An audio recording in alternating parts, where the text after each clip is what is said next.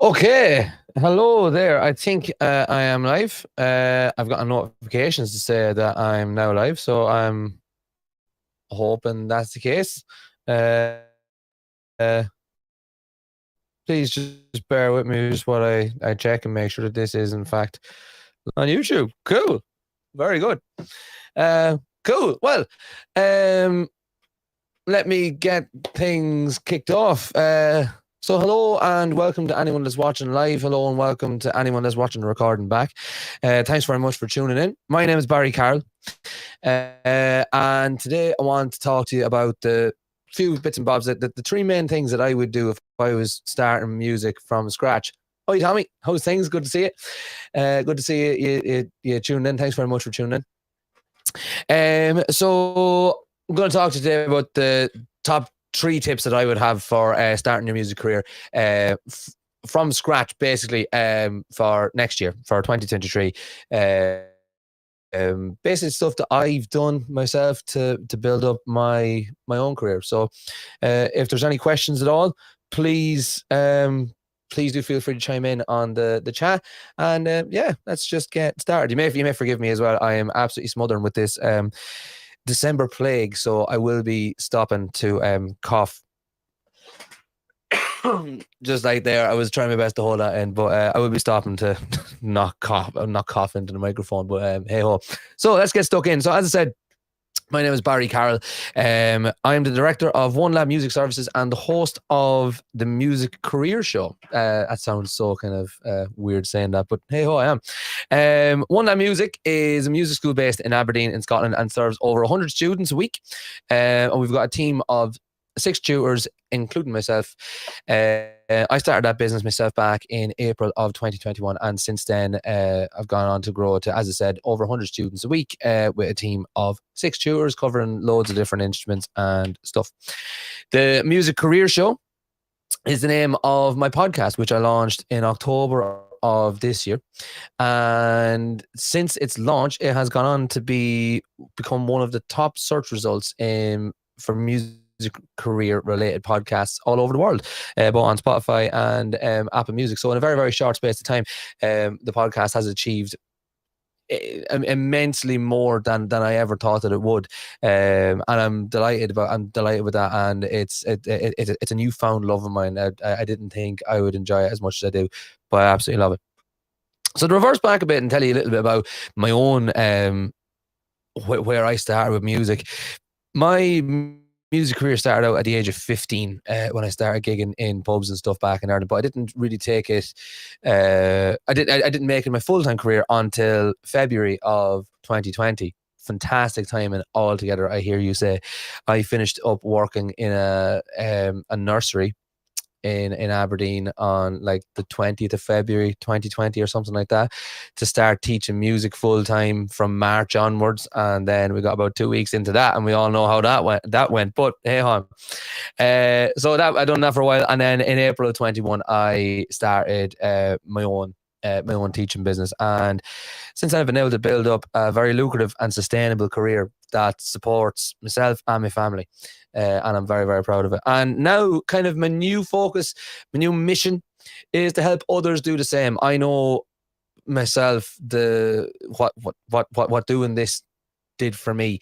It was the best decision I ever made in my life, and yeah, changed my life for the better, and continues to change my life on a daily basis. That sounds really, really cheesy, but it is so true. It really, really is so true. So today what I'm going to do is I'm going to walk you through my 3 sort of top tips for what I would do, as I said at the start. So I'm going to talk to you about how I would, if I was to start from scratch, by in either as a performing musician or as a music teacher. These tips are going to be relevant no matter what sort of path you take in the music industry. In my experience, and what I have experience in, is building a music school and building a career as a musician, professional musician, performer, and all that kind of stuff. So this is what I would do if I was starting out from scratch as either a performer or a music teacher. I'm also going to talk to you about how to leverage your existing transferable skills to maximize employability and reach. And I'm also going to speak to you about leveling up with new skills. That's a kind of a modern day term, leveling up. Obviously from like gaming and stuff, and that makes me really happy that that's now an accepted phrase that you can level up yourself. So I'm so happy with that. So I'm going to speak to you about how to level up with new skills to even further maximize that potential. And then at the end, I'll have some, we'll call it bonus chat. So stick around for that. So as I said, if you're watching this live and you want to ask me any questions, then please, by all means, have your say in the comments. I'll do my best to answer any and all questions. Or if you're watching or listening back to this in podcast form or on YouTube or anywhere else this is streamed to, and you want to ask me a question, send me an email. My email is barry@oneladmusic.com. Or you can get me on Facebook, Barry Carroll, One Lad Music, or Instagram, all those other things, all those really fun places. And I'll do my absolute best to help you to reach your potential, your musical potential and your musical career as soon as possible. So part one, as I said, this is all about starting from scratch. So this is all about, so to me, starting from scratch doesn't necessarily mean that Santa's going to take you, bring you your first guitar in a week's time, or at the end of the week, whenever Christmas is. Today is the 21st of December. So, well, 4 days away, actually, not even. That's not starting from scratch. Starting from scratch, well, it is, but that's learning from scratch. So to me, starting from scratch means that you have got some sort of musical ability that you feel you could turn into, like, at the very least, some sort of like part-time income. So that could be for things like saving up for a holiday. It could be beer money at the weekend. It could be anything at all, or just to supplement your it could be to supplement your monthly income. I know some people that use YouTube as a way of paying the mortgage. They literally don't even think about it. They don't even think about paying the mortgage because they know that they have 4 or 5 gigs throughout the month, and that's going to pay the mortgage once they've paid their tax and all that kind of crap. So if that was me and I was in this situation as a performer, first and foremost, and this is a very, very cliched thing to say, but it's cliched for a reason. And the first thing I would do is I would look into some local open mic nights. Now, open mic nights, me personally, I'm not a fan of open mic nights purely because they're just not necessarily for me. However, they are they really do serve a great purpose for musicians wanting to develop their skills, practice their set, practice stagecraft, refine songs, all that kind of crack. And they're also a really, really good way of connecting with other musicians that are on the same level, or maybe on the next level, the level that you want to be in. So having done nearly 20 episodes of the Music Career Show podcast and speaking to musicians, the number one sort of bit of advice that I always get from them is to connect with as many people as possible. And that is because, well, you connect with loads of musicians, you know where they keep you accountable, regardless of whether someone is checking in on, well, I wonder how he's doing that. I'll practice early. Yeah, as I said, it'll keep you accountable in that way.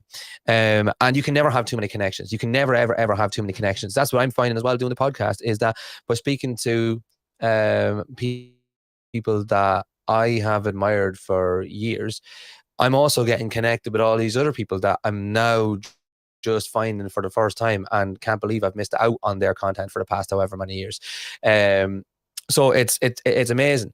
And I'm learning so much about loads of other things that I never really thought I needed to learn about. So yeah, connections are a huge, huge thing. But like, perhaps you're not one for performing and you want to teach others how to play instead. So this isn't necessarily as simple as going and picking up an open mic night, or playing at an open mic night, because not everybody is going to know how to teach initially. When I started teaching, I had never done it before. I bar a handful of friends when I was a kid, basically. And I literally had to learn on the job. For years, I had put off teaching music because I just didn't think I'd be any good at it. Apologies for the flashing lights. It's, as I said, it is Christmas, and I've got some Christmas decorations up. So I learned on the job, and the way I done that was I thought through how, if I had to learn this stuff again, knowing what I know now, what would I do? What would I do better, or what would I do different? And I would try to put that across in lessons. So my main instrument is guitar. I play a handful of other instruments, but my main instrument and my first instrument is guitar. And I would always look to see what particular skill the song or piece that I was teaching was trying to teach, and focus on that. And meaning that if the song was quite chord heavy, this will make sense to guitarists and anyone that uses chords. Whatever other instrument you're wanting to teach, or whatever subject you're wanting to teach, apply this to you can apply this yourself. But if the song was trying to teach you how to play chords and transition between chords, I would focus on that, and I'd make the lesson about that rather than making the lesson about trying to learn that particular song. And I found that works really, really well. Another thing that I found invaluable was finding a good syllabus. Finding a good syllabus for me at the very, very start provided like the foundations for my lessons. So as I said, if there was a song that was focusing on one thing, I'd get stuck into that, and we'd make the lesson about that rather than about learning the song. But a good syllabus will keep you on track with that. And it took an awful lot of the guesswork out of teaching. For me, anyway, it took an awful lot of guesswork. Some people might look at it differently. Some people might be natural teachers and just naturally know what to do. I don't think I was. I had to learn on the job. But now I think I'm doing okay. I think I'm doing okay.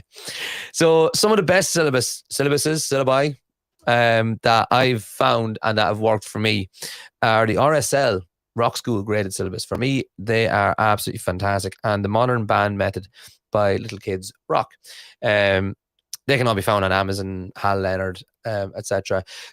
There's plenty of material out there, plenty of free material, plenty of, if you just happen to know loads of songs and you happen to know what skills are needed for each song, you can make your own syllabus. But for starting off from scratch, I would suggest making it as easy as possible and as accessible as possible for yourself. Do everything you can to take all the guesswork out. Plus, having a syllabus makes you look at a little bit more professional.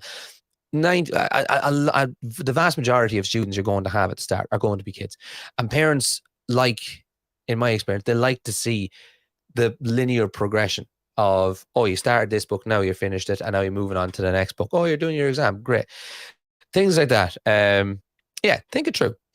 Having a good understanding of your USP will also help you out. So USP, sorry, that's the December plague is really kicking in here now. But USP stands for unique selling point, and it's probably something that we all heard in our business studies classes in secondary school.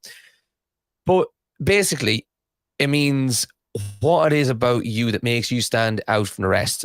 So for me, my USP for performing, for starters, was that, and is that I can play 3 instruments at once. That might sound a bit ridiculous. I play a farmer foot drum, which is a fully self-contained drum kit that I play with my feet while I'm playing guitar, and I play harmonica as a lead instrument. So that's 3 instruments at once while singing. And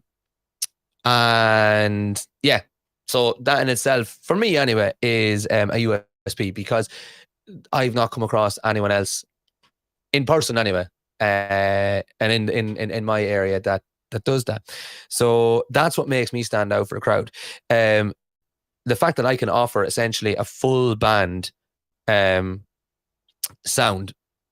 in a more cost-effective, space-saving package is huge for venues. It means that I can charge a little bit more than if I was just a solo acoustic guitar player, but probably still not as much as a full 4 or 5 piece band.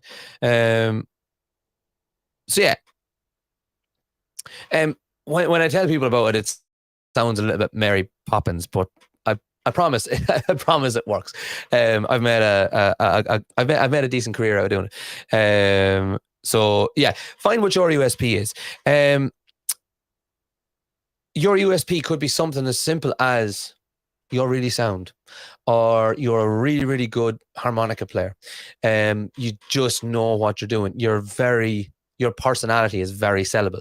There could be any amount of things that your USP is, and the way that I go about figuring out what my USP was by simply looking at what other people did and compared myself to what they were doing. I thought about what I did, what I thought about the aspects of my personality. This is going to sound really narcissistic, but I promise it's not. I thought about what aspects of my personality appealed to me as a person, and just thought, right, that's what makes me unique. That's what I'm going to go out as. If you're looking to think about what your USP as a teacher is, that can be like I said, that could be your personality. That could be that you are the only one using this particular syllabus in your area. That could be that you have got loads of experience with a particular demographic. You could have a lot of experience with working with children with learning disabilities, things like that. So think about what your USP is, because that's how you're going to be able to, number one, start off, and then number two, actually start making money from what it is that you're doing, both in a performing and a teaching setup. Bear with me just 2 seconds here now. So, in short, if you're a performer, put together a set of 10 songs and head to an open mic. Set up a Facebook page for yourself so you can share some photos and videos of the open mic, as well as starting to grow an audience. You can even go live. I'm going live right now. You could go live at your open mic, and people can actually see exactly what it is that you're doing. Probably won't need 10 songs for an open mic, depending, but it's no harm to have it. To have a variety of songs ready, depending on the people that are in the room. If you're going down the teaching route, start looking for a syllabus that aligns with how you see and understand music. An awful lot of guitarists, especially, don't understand music theory until it's laid out for them in black and white in how simple music theory actually is if you think about it logically. That's easy for me to say. I've been through it and thought it through logically and stuff like that, but it really, really is. It's not difficult. It's very, very accessible. So look for a syllabus that looks appealing to you, that you can follow and that you can learn from. Then get yourself onto Canva and make up an ad for your teaching services and post it to your social media, as well as local Facebook groups, WhatsApp groups, notice boards outside your shops, community centers, etc. If you don't know what Canva is, it's an online photo editor, and it has thousands upon thousands upon thousands upon thousands of templates for every single niche you could ever think of to get yourself started. There's a free version of Canva as well. Get yourself onto Canva, have a play about. Make up a poster for your drum lessons and stick it up everywhere. Make up a poster to print out, and make up a photo to send around and stick up on local groups. I'm going to pause just now and see if there is any questions about that. Just want to have an old drinky poo. This is my first time using this particular software, so I'm not entirely sure if I have seen some comments, but I'm not entirely sure if I'm getting comments from everywhere. So if you have commented and asked a question and I've not gotten to you, I do apologize. As I said at the start, you can always send me an email. You can always send me an email, barry@onelabmusic.com. I'm just going to check the other places and see if there is any other comments coming through.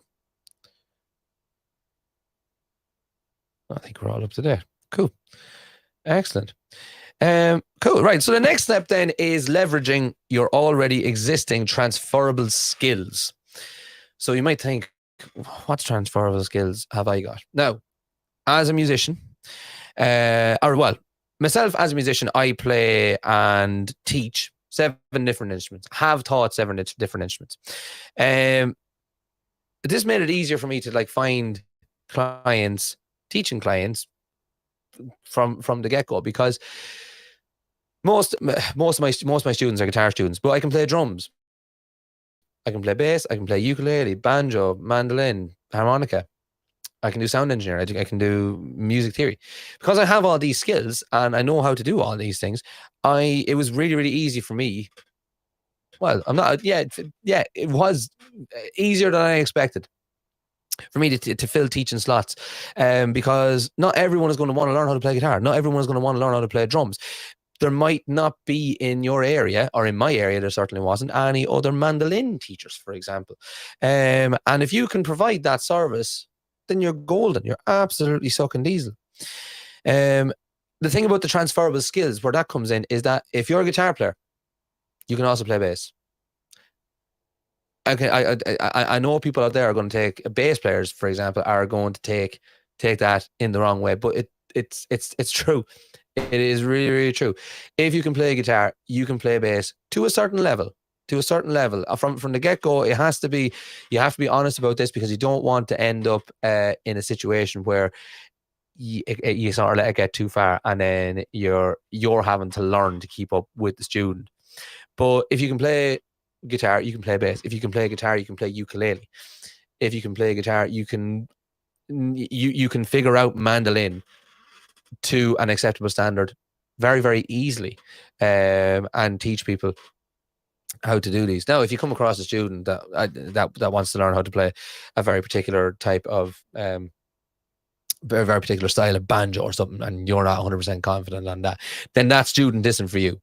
However, if you come across someone that wants to play a banjo very, very casually and just wants to be kept in the right direction, and you can do that, do it. Make it happen. For drummers, a drummer can play a cajon. Simple as that. This works both ways for teaching and for performing. So, how many guitar players do you know? For example, I was this guitar player that I was always the extra one. That there was always bands, but they didn't need a lead guitar player, and I played lead guitar. So I lost out on so much. When I was learning all this, because I didn't diversify soon enough. Since I diversified and picked up mandolin, I play mandolin in a band every single week now. Every single week. Because I knew it was a skill that I already had. I was able to transfer that skill, what I knew about guitar, to mandolin, in a way that I can now make a living out of playing that as well. Same as a drummer, like I said, with a cajon. Some bands might not require a drummer. Some venues might not accept a drummer, because drums are big, drums are loud, and there's only so quiet the drums can be. A cajon is a much more accessible instrument, because it's just basically a box with guitar strings in it, and it sounds amazing if you play it right. But drummers can play a cajon, and there will be more demand for a cajon player than for a drummer, I think, in my experience. But as I said, if you diversify and use your transferable skills wisely, you can make yourself far more employable by doing those things, those types of things. Offering your services as a cajon player, offering your services as a ukulele player rather than a guitar player. Yeah. Another way of leveraging your existing skills is to start a YouTube and a TikTok. Now, most likely you already use these platforms, and therefore you need to simply apply what you know about them to your music. So even if you get a couple of subscribers, my YouTube channel currently has less than 50 subscribers. That's it. And I'm hoping to grow that. But I'm still going to nurture those nearly 50 subscribers, because I hope that they are getting some value out of what it is that I'm doing. And they may turn into potential, they potentially might be clients at some point down the road. So by uploading your stuff to YouTube and to TikTok, you are serving potential clients and showcasing your talents, and you're gaining invaluable content creation skills. Content creation is a very, very long game. It's not something that you can just do overnight. Well, it's not something that 99.9% of people in the world can do overnight. You may get lucky with a post that goes viral. I just, a couple of months ago, I had a post of myself and my daughter playing guitar that has nearly 100,000 likes on it. Completely and utterly unintentional, just complete fluke, and it worked. And from that, I've gotten over 1,000 followers, extra followers on Instagram. If I could do that every week, that'd be amazing. And that had nothing to do with content creation skills. That was simply just, oh, I'll take a nice video of myself and my daughter because people like to see that. But yeah, building your content creation skills is going to be a huge advantage. So, like, even if you don't have a clue how to edit videos, there are so many different options nowadays. There's an software called Descript that allows you to upload videos, and it'll transcribe them into essentially a Word document, and you can edit your video as if you were just editing the words on a Word document. Have a Google of that. It's absolutely mental. It's literally, we are living in the future. Like when I was a kid and we saw there was things on the telly of like what the future would look like. This is that future. We live in the future where I can literally edit a Word document as a video. It's absolutely mental. Canva is also a really, really accessible video editing tool. So yeah, as you're building your skills in business and your skills as a musician, as a teacher, as a performer, try and build all these other skills at the same time. You are already putting the effort in. Try and maximize that effort. I'm going to take another quick break just to see if there is any comments or questions or anything along those lines.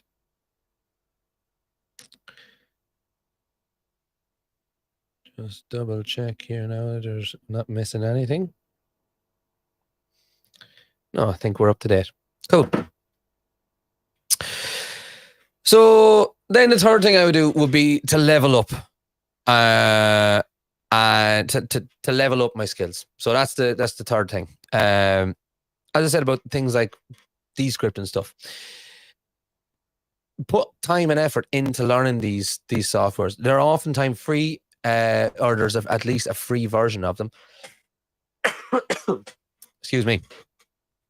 And they are skills that you can simply like plug into your existing workflow and have a very, very small, very slight learning curve. Start a podcast. Why not? Everyone should start a podcast. It's the most fun ever. You get to speak to people that you've admired for years, or I have anyway. It's amazing. Leveling up is simply diversifying. So it's basically it's very similar to the last step, but it's really about taking action on that last step. So if you think you can play bass, get a bass, learn it. If you think you can play ukulele, get a ukulele, learn it. These things are so accessible. You can buy a ukulele online, brand new, for 20 quid. It mightn't be amazing, but it will certainly get you started off. A bass guitar, you could probably pick up on Facebook Marketplace for next to nothing. Learn these things, diversify, level up, actually invest the time in yourself, because it will pay back it'll pay back 10 times. In terms of teaching, or in terms of performing, learn songs that you didn't necessarily think of before. So you've got your usual, your Wonderwalls, Wagon Wheels, Galway Girl, all that stuff that everybody knows how to play anyway. Level up by maybe specializing in a type of music. So maybe you're just going to do, I don't know, acoustic songs. Maybe you're just going to do acoustic songs, and you're going to do them really, really well. Or and your target audience is going to be people that like Oasis or something like that. Maybe you're going to specialize in just driving people mental, and getting people going in pubs and venues and stuff. That's what I mean by level up. Actually take the time to use these skills that you already have, and invest the time in yourself. Every day you should aim to be 1% better. 1% is not a lot. It really, really isn't a lot. And when you see an awful lot of, once you start getting into this, you're going to start seeing on Facebook and on Instagram ads for services. Oh, like let's get you 1 million followers on YouTube by the weekend, and things like that. It doesn't. There's from so far, I've never come across a secret way of doing that. It literally is by investing the time in yourself and becoming 1% better. That 1% better could be by this time tomorrow, you're going to have figured out how to do that thing on TikTok, whatever that thing is, that you'll then know how to do it the next time, and it won't take you forever and a day to upload your video to TikTok. That could be 1%.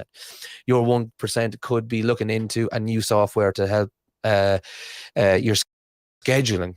If your scheduling's a bit of a disaster, maybe that 1% could be, oh, okay, so I now know how to schedule properly, how to send out reminders to students, things like that. 1% is not a lot. 1% could be 5 minutes a day, 10 minutes a day. A really good way of leveling up skills is by, as I said, using the time that you're investing the time in yourself. But say, for example, if you drive around an awful lot, listen to podcasts, listen to audiobooks.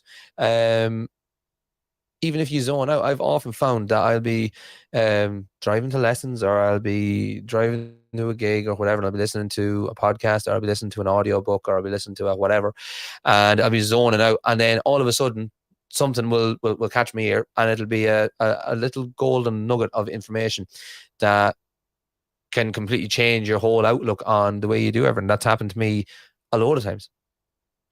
So yeah, that's pretty much what I mean by leveling up. Invest the time in yourself.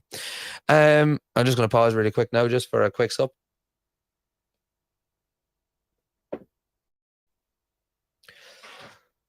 So if you've got, as I said, if you have any questions, comments, anything you just want to say hello, please do stick a comment in the chat there, and I'll do my best to reply to it.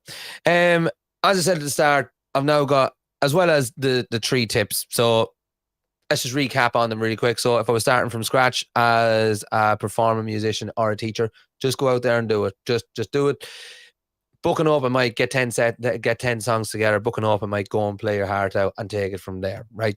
Take videos, stick them up on Facebook, stick them up on Instagram. Get yourself out there. If you're a teacher, get a free get the free version of Canva, make a poster, stick it in all the local Facebook groups, and away you go, right? Leveraging your existing transferable skills. If you're a guitar player, you can play ukulele. Get a ukulele. Do you know what I mean? Offer your services as a ukulele player, as well as a guitar player, or as a bass player, or as a mandolin player. Same for teaching. If you're things like, or music theory, something that is accessible, that you already have the skills. Leverage that to make yourself more employable. Being successful in the music industry is all about being as employable as possible, in my experience. And then finally, leveling up with new skills. So level up with those, like actually take the time, invest the time in yourself to learn those new skills. You'll be amazed at how accessible some of these new skills are. They could be organizational skills, business skills, editing skills that might not have anything to do with music at all. People skills. Invest time in that, and it will pay back 10 times over. And then finally, as I said, I've got some bonus chat. So if you've stuck around, thank you very much for sticking around. As I said at the very top, my new focus is now to help people just like you to create a lucrative and sustainable career in music. I have spent months putting together a roadmap of exactly what I did. Now, I didn't sit down when I was 15 and work this all out. I worked this all out by trial and error, and more error than anything else. So I basically went through it as in, don't do this instead. It's called the Music Career Roadmap. and I'm giving it to you for free. It's approximately 30 pages long of tips, tricks, and it's essentially start here and end up as a rock star. I'm giving it away to you for free. It is the top comment in the chat. It'll also be linked in the description for any of these that are for these videos that will be saved on YouTube and stuff like that. Download it, go through it, live it, learn it. It really, really is a very, very helpful, I think, document. If I was to start from completely start from scratch, it's exactly what I would do, as I've already done that. That's exactly what I've done. Like I said, I have a music school that has over 100 students a week, a team of 6 tutors, including myself, that I started 18 months ago. I was about 6-7 months in when I hired my first set of 3 tutors, and from then we've gone from strength to strength. I this year I've scaled back on gigging an awful lot, but this time last year I was sitting at about, on average, about 5 gigs per weekend. This is exactly what I did to get to that level, and to make my career so lucrative and sustainable. So yeah, if you would like some help, by all means reach out to me, barry@oneladmusic.com. I would be more than happy to help you out. I'd be delighted to help you out and hold your hand and tell you what to do and work you through your music career. Yeah, I'm going to sign off there, folks. I hope you enjoyed this today. I hope this has been helpful to you, and I hope to hear from you very soon. Mind yourselves. Happy Christmas, Happy New Year, and I'll speak to you soon.